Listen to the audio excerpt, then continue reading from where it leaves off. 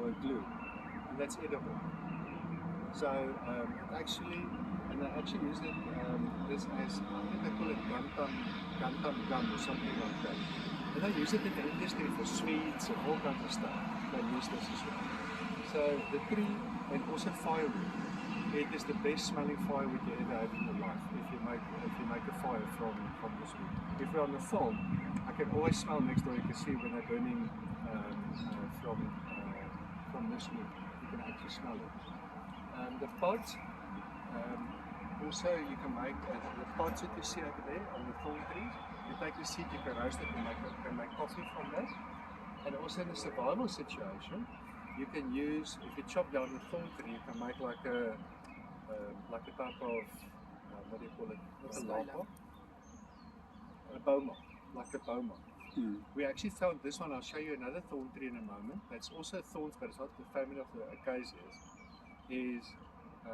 We actually built like a boma from about this high and about that thick. A line will not get through it. You're peeing yourself inside because the line is checking you from that side, but they don't go through it.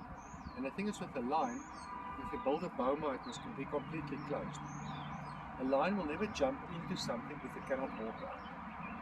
It will not jump in and jump out. It will jump in, but must be able to walk out. Lions are big, heavy, fat cats. They don't like to jump. They like to walk in and overpower somebody with their brute strength. That is what they do.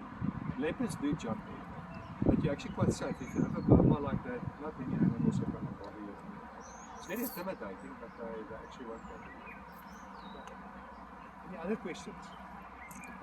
You said dark bark. The dark So the white bark, not the same. You get thorn trees that also got that like a paper bark that you also get over there. But they've got other uses. It's this umbrella, it looks like an umbrella nearly, those thorn trees. They're called the paper barks. But now them as well, Trudy actually on the farm, there's a few of them. You find in a town, you find them. They've got like a paper type of bark, like a light color bark, and it's like a canopy that they make, looks like an umbrella. If you cut those branches, it's like a red sap running out of there. And that red sap over there, they use as a very powerful medicine for AIDS and stuff like that. So incredibly powerful antiviral properties that it actually has. So that is from the umbrella. And these ones, if you cut them as well, they also have a red sap coming out of them as well. But again, you can go and do research. If anybody wants to use the acacia trees as their assignment, it's a very nice thing to look at. Because if you look at the different acacias as well, anything that's got a thorn is not a thorn tree. There's different characteristics to acacias. Okay. What's the other one? It's also alien plant. It's also acacia, but it doesn't have thorns. So a characteristic of acacia, look at the leaves. It looks like a feather if you look at the leaves. That's a characteristic of acacia.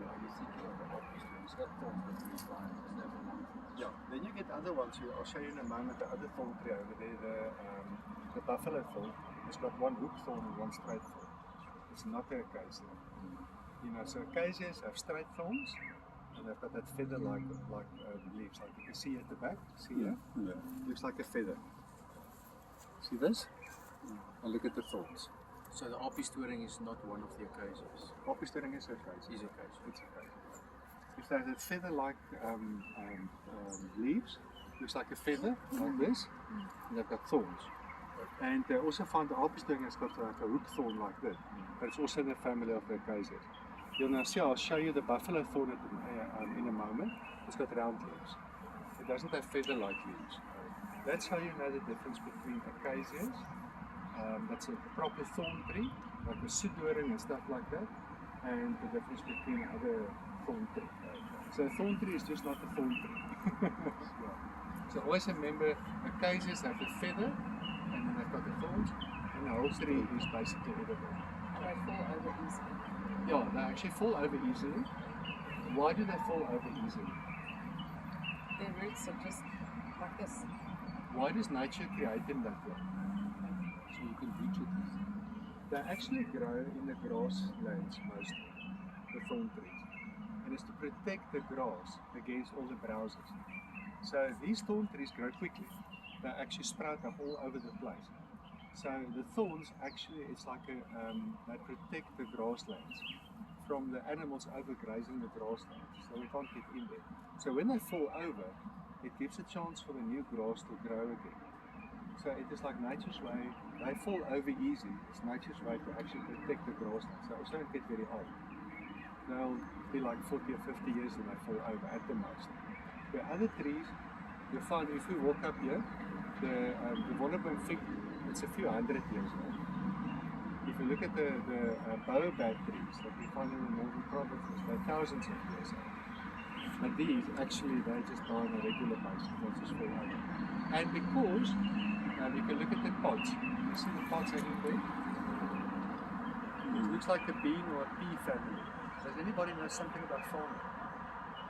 When farmers actually plant millets, the next year they will plant beans. The beans